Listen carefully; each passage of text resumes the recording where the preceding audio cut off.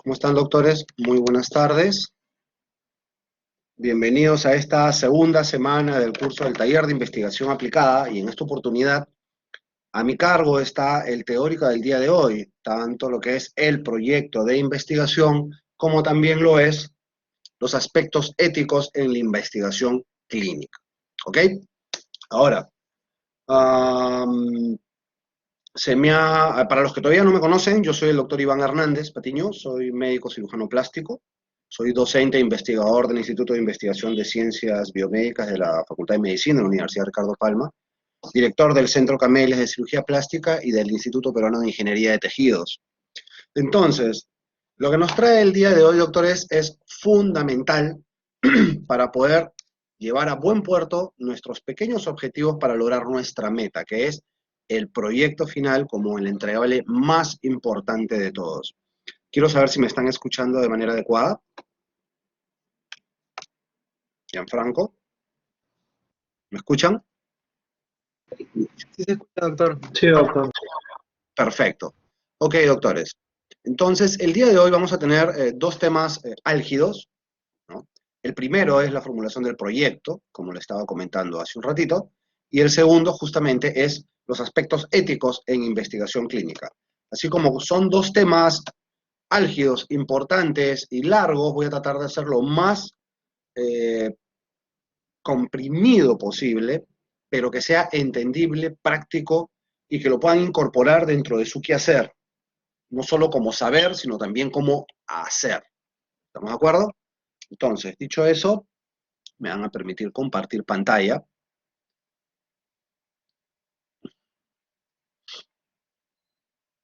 Un segundo, por favor.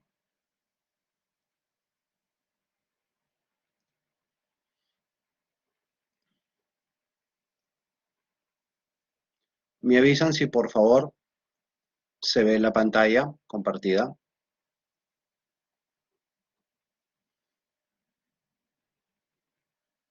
¿Se aprecia? Sí, doctor. Ok.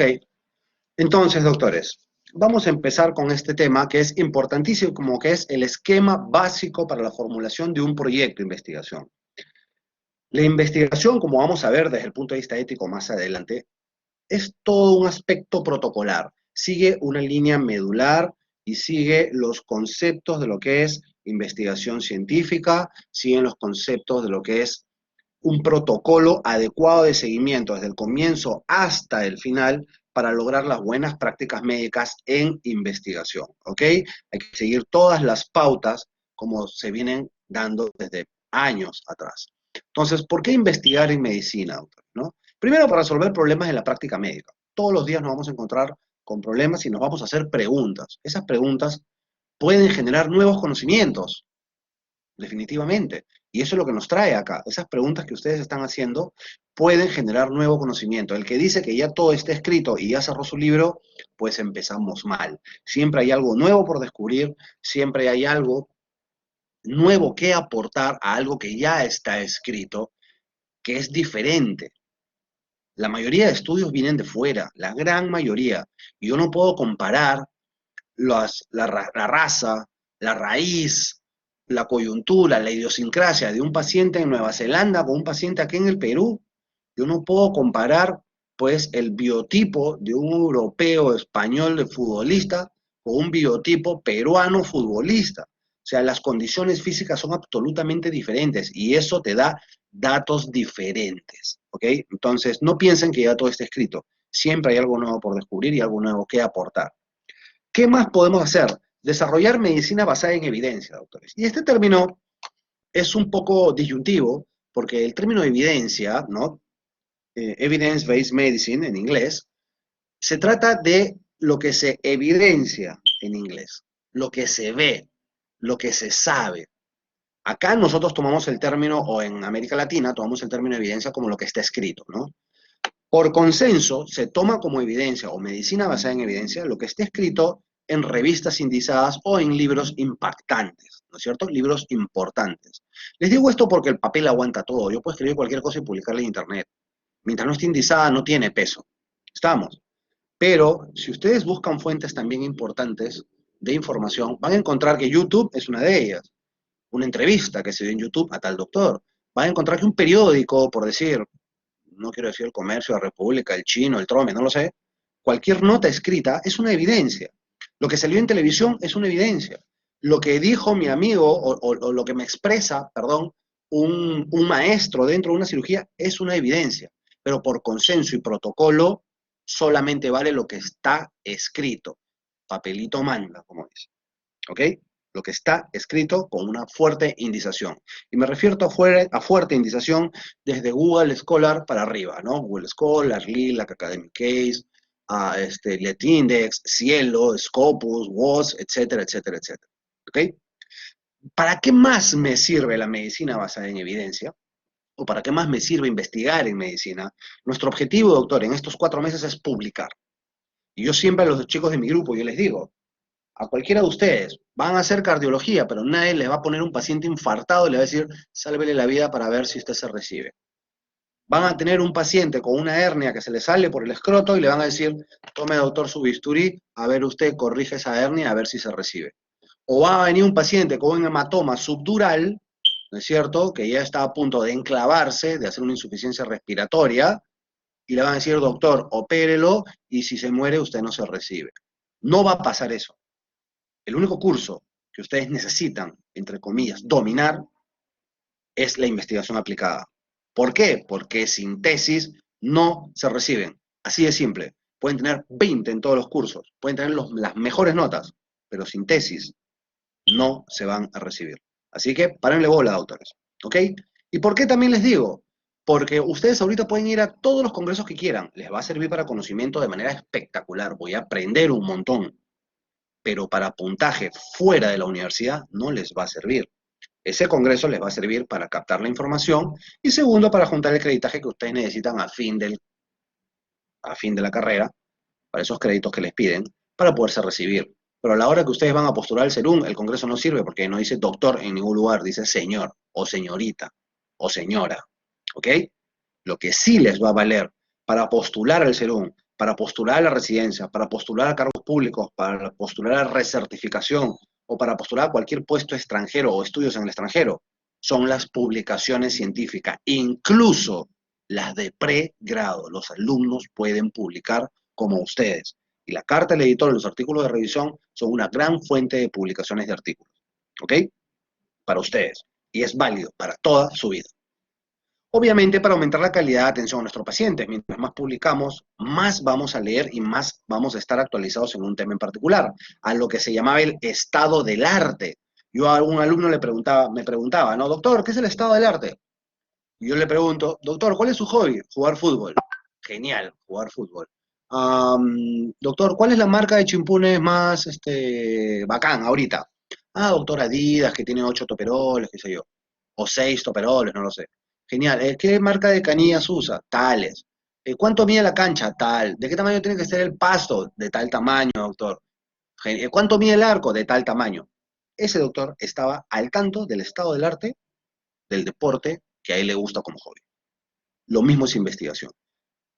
Si yo estoy al tanto de lo último del tema que a mí me apasiona, estoy al día en el estado del arte y le voy a poder brindar mejor calidad de atención a mi paciente porque estoy al día, al toque, con los últimos tratamientos, ¿no es cierto? Obviamente para aumentar el prestigio académico profesional de las instituciones, porque ustedes ya saben que cuando publican, publican a nombre de la Universidad Ricardo Palma hasta que ustedes se reciban, salvo que ustedes quieran seguir publicando a nombre de la universidad. Ojo, que las publicaciones tienen un impacto también económico, como a manera de premio, llamémoslo así, para los alumnos, para los docentes y para los investigadores, que publican a nombre de la universidad en revistas de indización fuerte desde Cielo para arriba, ¿no? Cielo, Scopus u WOS, ¿ok? Obviamente para ocupar mejores lugares y aumentar mi estatus, como les comentaba, es un puntaje extra que va a estar para siempre. ¿Cuál es nuestro propósito, doctores? Dentro del plan de la investigación hay etapas y a mí solamente me interesa manejar por el momento estas 2 etapas, salvo que alguno de ustedes estime tener el tiempo para poder ejecutar su proyecto, ¿no es cierto? Difundirlo a manera de un artículo, ¿ok? Nosotros vamos a trabajar estas 2, la preparación y la planeación, que es hasta redactar el proyecto. El proyecto es el borrador, es lo que yo quiero hacer. De ahí viene ya la ejecución, cómo voy a hacer, voy a aplicar mis técnicas, voy a hacer mis análisis de datos, mi recolección de los datos, voy a redactar mi artículo, etcétera. Nosotros nos trae estos dos puntos el día de hoy. Esos dos puntos, ¿qué me implican? Identificar el tema. Yo tengo que saber mi tema ya desde ahorita, y eso lo hemos venido conversando desde la semana pasada con los chicos del grupo. Manejen el mismo tema para su carta, para su artículo de revisión, para su proyecto, cosa que hacen una sola búsqueda sistemática. ¿Y por qué digo esto? Miren acá dice, búsquedas de fuentes de información. Dentro del proyecto de investigación, lo más importante es la búsqueda de las fuentes de información. Yo siempre recomiendo, y es de manera protocolar, ¿no es cierto?, manejar las fuentes de información de los últimos 5 años, que tengan DOI. Pero doctor, hay un texto del año 1998 que es sumamente importante para lo que yo quiero publicar. Vale, doctor, publíquelo. Extraordinario. Pero toda su bibliografía pues no puede ser de hace 20 años. Uno, dos, genial.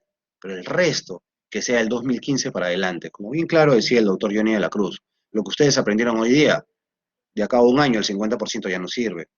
Hablando en el buen sentido de la palabra. Ya se actualizó, ya cambió, ya varió. Entonces es importante tener fuentes de información valederas, ¿ok? Actuales, los últimos 5 años de la indización que ustedes busquen. Probablemente ya la próxima semana empezaremos con lo que es búsqueda sistemática en diferentes plataformas, ¿ok? Y van a ver ahí cómo buscar esa última fuente de información de los últimos 5 años de los artículos que han salido hasta ayer 19 de abril de 2021, ¿ok? Tienen que definir su tema, ¿no? ¿De qué tema voy a hablar? Bien claro, plantear mi problema general, que es mi pregunta de investigación fundamentalmente, ¿no? Redactar mis hipótesis, mi hipótesis general, mi hipótesis específica, qué es lo que yo creo que voy a encontrar en mis trabajos. Y planificar los métodos que voy a utilizar para probar estas hipótesis, ¿ok? Voy a utilizar una ficha de recolección de datos, voy a utilizar un qué sé yo, un aparato electrónico que tengo que validarlo, voy a utilizar un instrumento, una balanza o un estetoscopio, voy a utilizar un termómetro. Todas esas cositas hay que trabajarlas a la hora de realizar el proyecto, doctores. Segundo, a mí me encanta la investigación y trabajo en esto hace 20 años. Me encanta.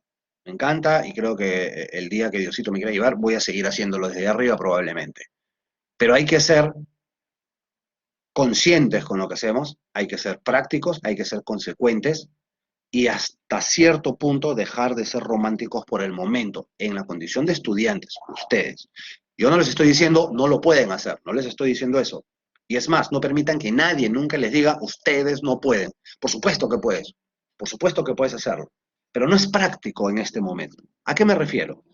Un trabajo ideal, doctores, no pierdan el tiempo, tiene que ser FINER, o sea, factible, innovador, novedoso, ético, que es lo que nos trae el día de hoy la segunda clase, y relevante.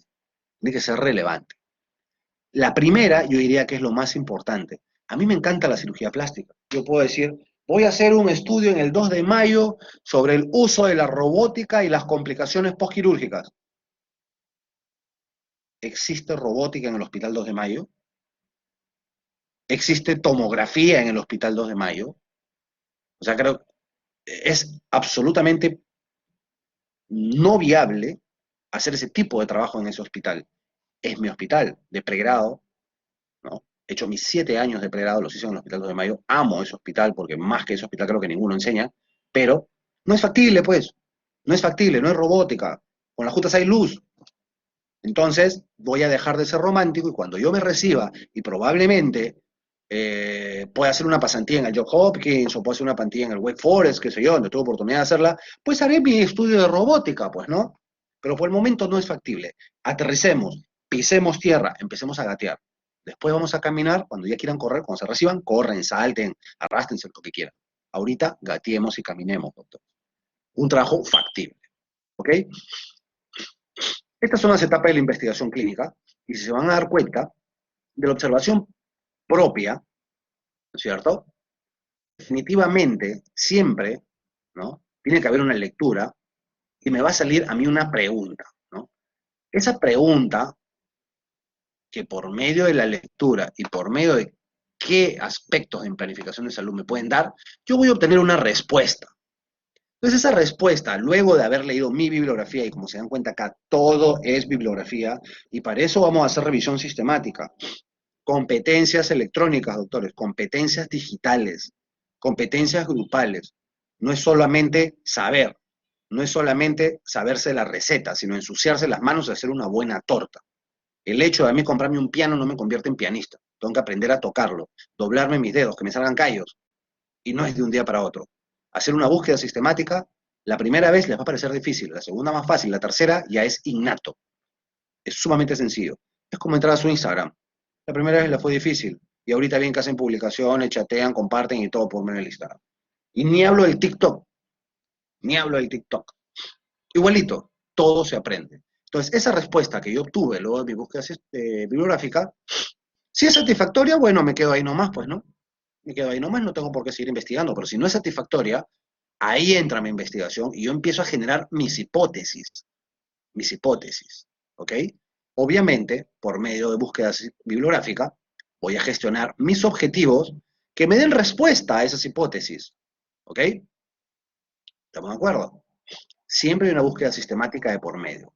Y por medio de mis objetivos ya desarrollados, yo voy a definir mi población, mi método y diseño que voy a hacer, si es experimental u observacional, y de qué manera voy a analizar esos datos y voy a hacer un estudio analítico. Luego de esto, ya no me compete por el momento porque es la parte de realización, de los resultados, de análisis de los datos, siempre con búsqueda, hablar de mis conclusiones y hablar de mis resultados finales y mi publicación final.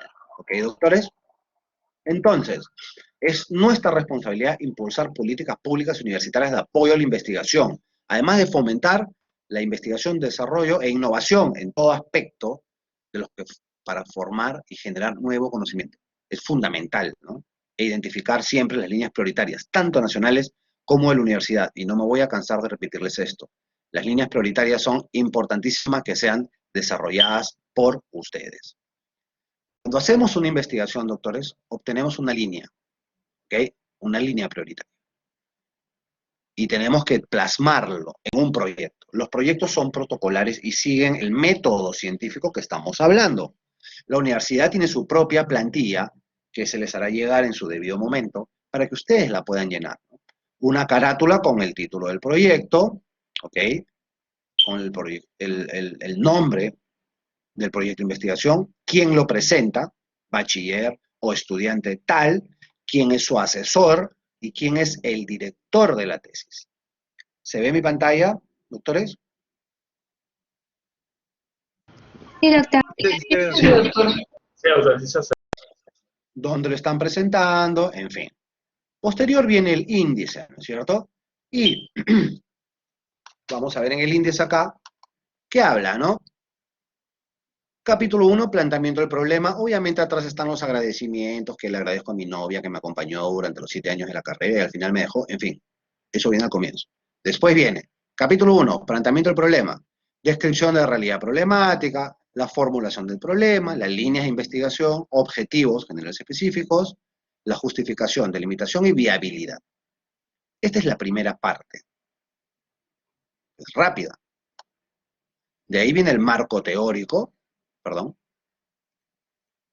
Me pasa que está en sotero, por eso se me marca. De ahí viene el marco teórico, que son los antecedentes de la investigación, las bases teóricas y las definiciones conceptuales y las hipótesis.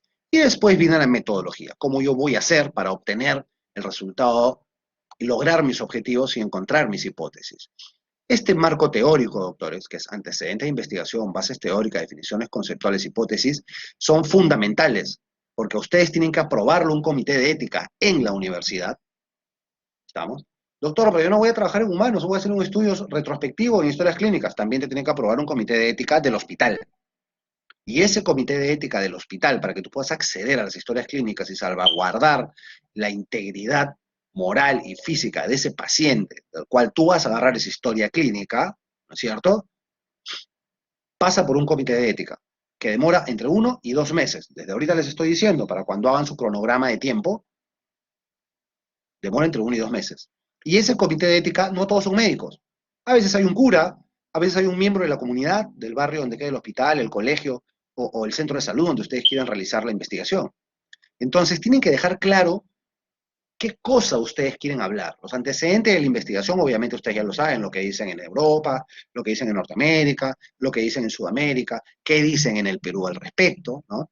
Las bases teóricas es de los temas que ustedes están hablando. Si van a hablar de cirugía, pues tienen que hablar los conceptos fundamentales, ¿no? Y si hablo de definiciones conceptuales, no me voy a poner a definir pues, qué cosa es la hipertensión arterial, no me voy a poner a definir qué cosa es la hemoglobina. Tienen que definir sus variables. Yo voy a hablar de mortalidad en COVID. Ok, todo el mundo sabe lo que es un muerto, desde el punto de vista teórico.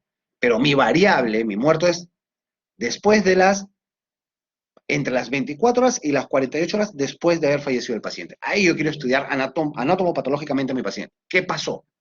Entonces ya varía el concepto. A eso se refiere a definiciones conceptuales. Cómo yo voy a manejar mis variables y cómo las voy a definir para el que lea mi proyecto lo entienda. Y obviamente mis hipótesis. Si yo bajo, obviamente vamos a ver la matriz de consistencia, que ya son anexos, operacionalización de las variables, instrumento de recolección de datos y el consentimiento informado. Eso lo vamos a ver en su debido momento en el transcurso de las siguientes semanas. Entonces, descripción de realidad problemática, autores. Ustedes tienen que ser rápidos, en una hoja y media, describir cuál es el problema. Para esto tienen que estar bien consensuados, bien leídos, bien informados, qué sucede en el mundo y qué sucede en el Perú, de una manera muy rápida, directa, concisa y clara. Formulación del problema es mi pregunta de investigación. ¿Por qué quiero investigar ese tema? ¿No? Las líneas de investigación ustedes ya las conocen. Los objetivos generales y específicos, ¿no? Doctor, pero ¿cuál es el objetivo general, específico? El objetivo general, ¿no? Es lo que a mí me lleva a investigar, lo que a mí me lleva a la investigación. Yo quiero determinar ese objetivo. ¿Estamos de acuerdo? Y mis objetivos específicos, que son varios, son los que van a responder a mi objetivo general. No es que sean objetivos diferentes. Esos me van a dar respuesta a mi objetivo general. ¿Yo cuáles tengo que estudiar? Yo no tengo que estudiar mi objetivo general. Yo tengo que estudiar mis objetivos específicos. De ahí me van a responder a mi objetivo general y van a aprobar, van a cimentar o van a echar abajo mi hipótesis, que es lo que le va a dar validez a mi trabajo. La justificación, doctores. La justificación es una de las partes más importantes del proyecto, en donde yo les diría a ustedes me tienen que convencer a mí, que voy a ser su asesor, o voy a ser su director, o voy a ser su promotor, o voy a ser su miembro del comité de ética, o su jurado de tesis, me tiene que convencer de lo que ustedes están haciendo vale la pena. Y si yo fuese el Estado, convénzame para que yo le dé plata a ustedes para estudiar. No es posible que acá con una vacuna se les ha dado 300.000 soles, cuando en Estados Unidos dieron más de 3 billones de dólares para hacer un estudio en vacuna. Miren la gran diferencia. Miren esa gran diferencia. La limitación de los estudios, ¿no? La limitación no es delimitación, es la limitación, que es qué problemas pueden tener ustedes para realizarlo y la viabilidad. La viabilidad. ¿Ok? Dicho esto, doctores, ya pasaríamos al marco teórico, que es lo que ya lo hemos conversado hace unos ratos. Es la forma como ustedes deberían, pues, presentar su proyecto. Y eso es lo que vamos a empezar a desarrollar semana por semana. ¿Alguna pregunta hasta el momento, doctores, para continuar?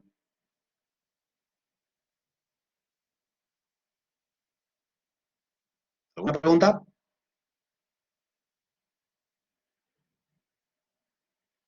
Ninguna. Ok. Entonces continuamos. Ok.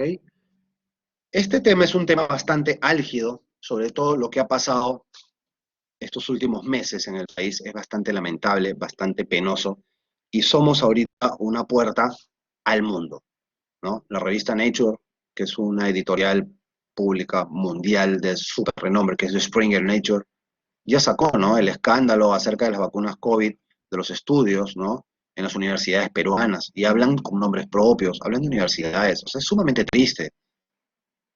El Perú ha pasado a ser parte de la historia de lo que no se debe hacer en ética e investigación a nivel mundial, en todas las cátedras de ética de todas las universidades. No va a haber un solo alumno de medicina que no se entere de lo que pasó en el Perú, por la ineficacia, la corrupción, la falta de ética que nos impera en este momento. ¿Ok, doctores? Dicho eso, entonces, nosotros tenemos que diferenciar dos cosas importantes. La ética médica con la ética en investigación. Si bien es cierto, son dos cosas ligadas, al mismo tiempo son dos cosas diferentes. La ética médica se refiere al trato con el paciente, que nosotros le debemos, ¿no? Justicia, beneficencia, no maleficencia, etcétera, etcétera, que ustedes ya la conocen. Y esa fue escrita, pues, por Hipócrates a 500 años antes de Cristo, ¿no? El famoso juramento hipocrático, que hasta el día de hoy sigue vigente, ¿ok? Y nosotros tenemos que hablar ahora de ética en investigación. Es otra cosa, vinculada, obviamente, al trato con el paciente, pero es otro tipo de concepto, ¿ok? Entonces, el método científico definitivamente es catalogado como sacro, perfecto. El científico no se equivoca jamás, usa métodos, matemáticas, la estadística más difícil del mundo, ¿no es cierto? Hoy enfrenta un gran reto, doctores. No es infalible y por lo visto puede ser movida por fuentes oscuras que se encuentran por detrás. Yo no suelo hablar de política, ni pienso hablar de política, ni pienso ahondar en este tema porque no me considero todavía una persona capaz ni con los méritos para hablar sobre un tema tan fuerte como es el que está ocurriendo en nuestro país, pero sí me junto a la campaña de que tenemos que recuperar nuestra credibilidad como científicos a la población, de que por un grupo de informales, desde el punto de vista ético, ¿no es cierto?, caigan todos con él. Lamentablemente dicen que una manzana podrida, pues, malogra toda la torta, como dicen, ¿no? O algo así es el dicho, ¿no? Algo parecido. Entonces, el problema es grave, doctores, el problema es grave, ¿no? Y la injusticia es evidente, ¿no? Entonces, por ello, nuestra responsabilidad como investigadores y docentes nos exige defender ahora más que nunca la ética de la investigación, trascendiendo de la burocracia propia que estamos pues ahora inmersos en el proceso y situándonos en los principios fundamentales de toda investigación. No es posible que yo para investigar tenga que pasar 4 meses llenándome papeles que los va a leer una persona que no es médico, no entiende de medicina y en sus manos está decidir si mi proyecto va o no va. Es increíble. Y esto se presta a corrupción, como ustedes comprenderán, ¿no? Entonces, ¿qué es la investigación y por qué es tan importante desde el punto de vista ético, ¿no? ¿Qué es la ética de investigación? Obviamente, desde la Segunda Guerra Mundial, ¿ok?, se instaura el Código de Nuremberg, con el propósito de trasversar los principios que orientan la experimentación en seres humanos, pues fue atroz y fue infame lo que sucedió en esa época, pues con los judíos, ¿no? Estudios de trasplantes cerebrales, estudios genéticos, estudios de fertilización in vitro con las mínimas condiciones de bioseguridad y respeto, estudios de psiquiatría, estudios así, sin tener más mínima consideración el respeto por el paciente, ¿no? Entonces, antes de ello nada podía ser denominado clínico.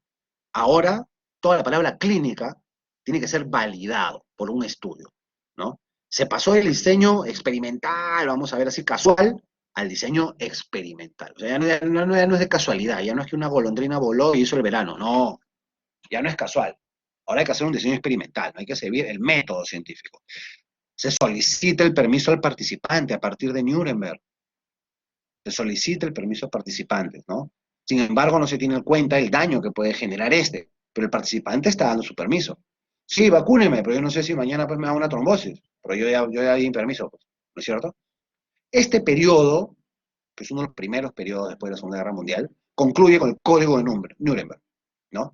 ¿Y cuál es el fundamento de esto? El consentimiento informado. El paciente firma si desea o no desea ingresar. Y aquí tiene que decir todo, propósito de la investigación, de qué se trata, quiénes van a investigar, quiénes son los investigadores, de dónde vienen, cuál es su currículum, cuál es el propósito de la investigación, cuáles son los efectos secundarios, cuáles son los criterios de inclusión, cuáles son los posibles efectos adversos.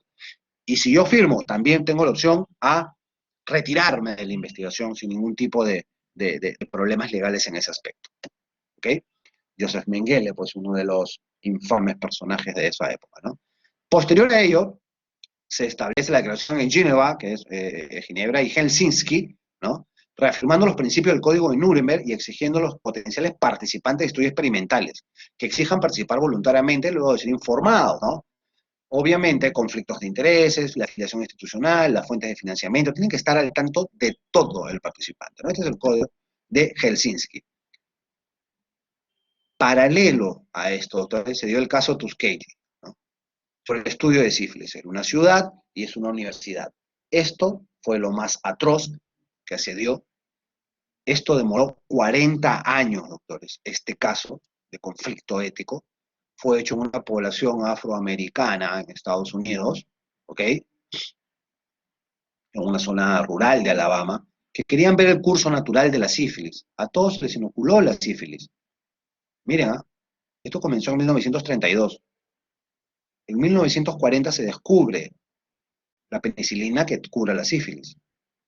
Y no les dijeron nada, hasta 40 años después, hasta el año 72. ¿Por qué? Porque el investigador quería ver, a ver cómo nacen sus hijitos, a ver qué pasa después de 20 años, a ver cómo se les salen los ojos, a ver qué pasa en el sistema neurológico.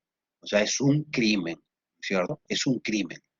Pese a que la penicilina ya se había descubierto, a los pobres afroamericanos no les dieron nada, no les dijeron nada, y siguieron el curso de la enfermedad para ver qué les pasaba con el tiempo, a manera de investigación. Y sabiendo esto, le daban placebo solamente, o no les daban absolutamente nada. En el 97, Bill Clinton les pidió perdón y una reparación económica a los sobrevivientes de esta sífilis, a las viudas y a sus hijos. ¿Ok? Impactó negativamente en la confianza de los ciudadanos al sistema de salud pública, ¿no? Posterior a esto, se elabora el reporte de Belmont. Llevamos 3 documentos: Nuremberg, Helsinki, Belmont. Y se crea la Comisión para la Protección de los Humanos en Investigación Biomédica, ¿no? Límites de la práctica de la investigación, doctores. Principios respecto a las personas, beneficencia y justicia, y las aplicaciones del consentimiento informado. Todo ello implica el reporte Belmont. O sea, hace un resumen entre Nuremberg y Helsinki, ¿cierto? Que es el tercer documento. ¿Ok? Siguiendo. En resumen, ¿qué documentos éticos tenemos en investigación? Les hago la aclaración. En investigación médica. El Código de Nuremberg fue el primero. Declaración de Helsinki fue después. Reporte de Belmont es el tercero, que engloba a los dos primeros. De ahí vienen las pautas SIOMS. ¿Ok? Conferencia Internacional de Armonización, que es las buenas prácticas médicas, ¿no? También la Good Medicine Practice, como vamos a ver en un rato, o las BPM, buenas prácticas médicas, y finalmente las pautas de SIOMS, actualizadas al 2017. Entonces, el Código de Nuremberg, para resumir, doctores, publicada a causa de los experimentos de la Segunda Guerra Mundial, consta de 10 puntos: consentimiento informado, libre elección para ingresar o salir de un estudio, no me pueden coaccionar para ingresar, mi participación es voluntaria, y tiene que haber un beneficio para la sociedad, ¿cierto? ¿Qué consideraciones? Obviamente no es el peso de una ley, no ha sido actualizado, ahí se ha quedado, y no menciona responsabilidades del investigador. O sea, es medio leonino, por llamado de alguna manera, pero existe y es válido. La declaración de Helsinki, ¿ok? Amplía 10 puntos más en el Código de Nuremberg, ¿no? Introduce a un representante legal en el caso de que el paciente, pues, no permita el consentimiento o no permita obtener el consentimiento informado, ¿no? En el caso de tratarse de un niño, por ejemplo, o de un paciente, pues, con problemas mentales, ¿no? Considerado uno de los documentos éticos más importantes, ¿no? Y el principio básico es respeto por el individuo y sus derechos, bienestar del participante, ¿no? Y protección especial a poblaciones vulnerables, sobre todo niños. Declaraciones de Helsinki, aquí los ven, ¿no? Principios éticos. Vamos al segundo, que es la declaración de Helsinki. Investigación en seres humanos debe ser presidida por investigación en laboratorio en animales, o sea, in vitro o en preclínico. El estudio en animal se llama preclínico, que puede ser in vitro también. Y debe ser conducida por individuos calificados, médicos, científicos. Por eso es importante el RENACID, por eso es importante el ORCID, por eso es importante el certificado que ustedes ya dieron de conducta responsable en investigación. Habla del uso del placebo, introduce el concepto del comité de ética que debe revisar cualquier protocolo, inclusive los de ustedes. Ay, doctor, pero el mío es un estudio retrospectivo, solamente voy a agarrar historias clínicas. Doctor, solamente voy a preguntar sobre burnout a mis amigos de la universidad. Igualito, doctores. Todo eso tiene que pasar por un protocolo de investigación, por un protocolo, por un comité de ética, perdón, ¿no? El riesgo no debe exceder al beneficio, múltiples revisiones, y que tenga bases en las BPM, ¿no? Que son las buenas prácticas clínicas o las buenas prácticas médicas. Todo esto se obvió en el estudio que se hizo acaso de la vacuna, prácticamente. No se informó nada al paciente.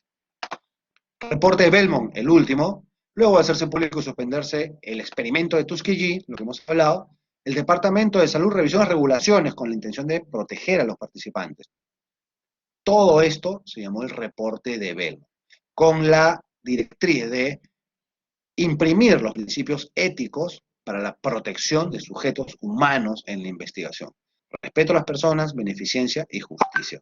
Esta fotito, como ven acá, por ejemplo, estaban viendo cómo reaccionaban los humanos cuando los sometían al hielo, los congelaban, a ver qué pasaba. Todo eso sin el consentimiento, sin información adecuada. Fue atroz, fue criminal y fue absolutamente deplorable ese tipo de conductas que hasta el día de hoy en algunos lugares todavía se tienen, ¿no? Y finalmente, doctores, el último, cuarto documento, recuerden, Nuremberg, Helsinki, ya Belmont, y el último es el de SIOMS, Consejo de Organizaciones Internacionales de las Ciencias Médicas, por sus siglas en inglés. Este revisa todos los documentos y miren todas las revisiones en el año 82, en el año 91, 93, 2002 y el último, 2016, Pautas Éticas para la Investigación Relacionada con Seres en Salud. Ahora, en el Perú lo tenemos. La Constitución de Política habla muy bien, ¿no? La Ley 26842 en el artículo 28 habla sobre la investigación experimental con personas. Hay regulaciones, miren, en el año 81, decreto supremo del año 2015, decreto supremo del año 2017, ¿ok?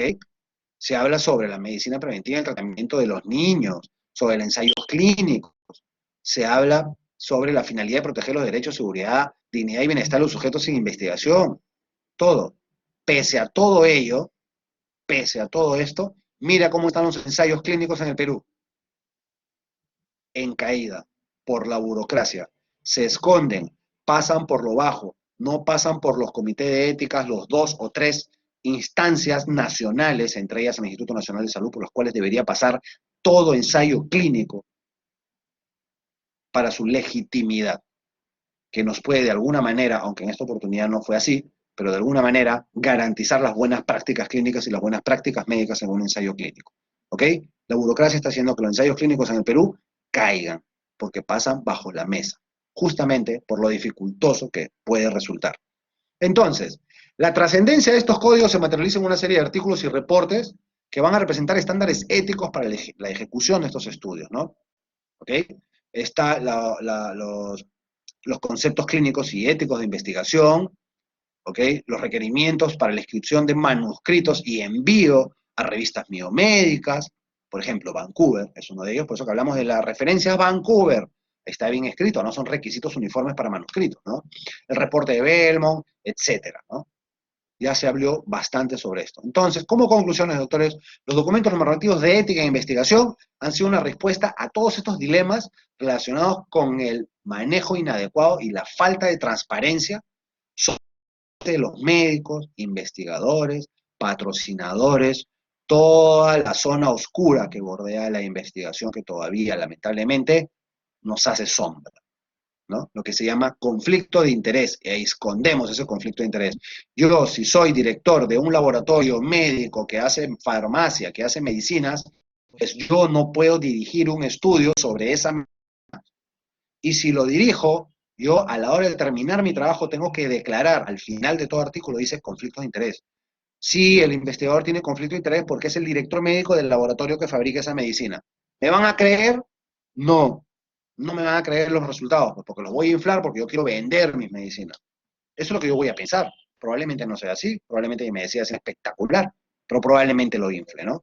Entonces, hay que tener mucho cuidado con esto de los conflictos éticos. Y existe un marco normativo internacional y nacional para la investigación con seres humanos de manera ética y con integridad científica.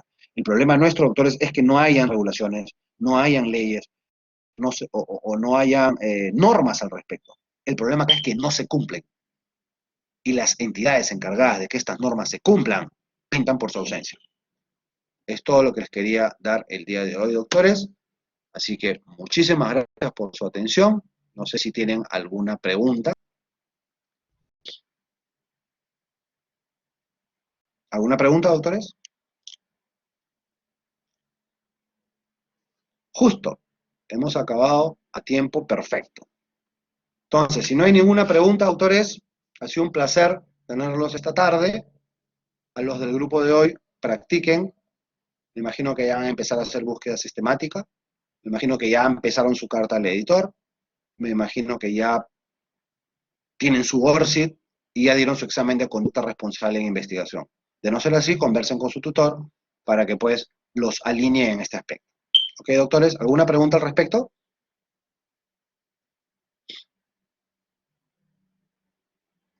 ¿Todo bien? Alison Palacios.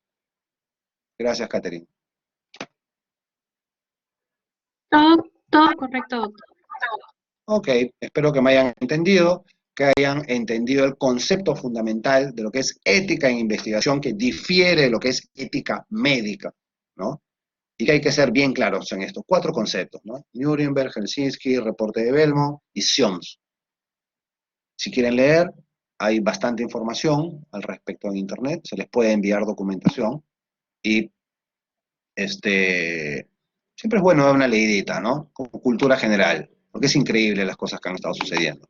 Entonces, doctores, muchísimas gracias y conmigo será hasta el día de mañana en mi práctica con el grupo. Que tengan ustedes muy buenas tardes y adelante con su práctica, doctores. Whitney, Gracias, gracias. doctor. Gracias, doctor. Gracias, Gracias, gracias, doctor. gracias, Whitney, Catherine. Gracias, Anthony, Camila, Carla. Doctor, buenas tardes. Listo. Suerte, doctores, ¿ah? Gracias, Jimena, Xiomara, Víctor, Sofía, Scarlett, Rosa María, Ronald, Rocío. Pasen a sus grupos de práctica, doctores. Muy buenas tardes.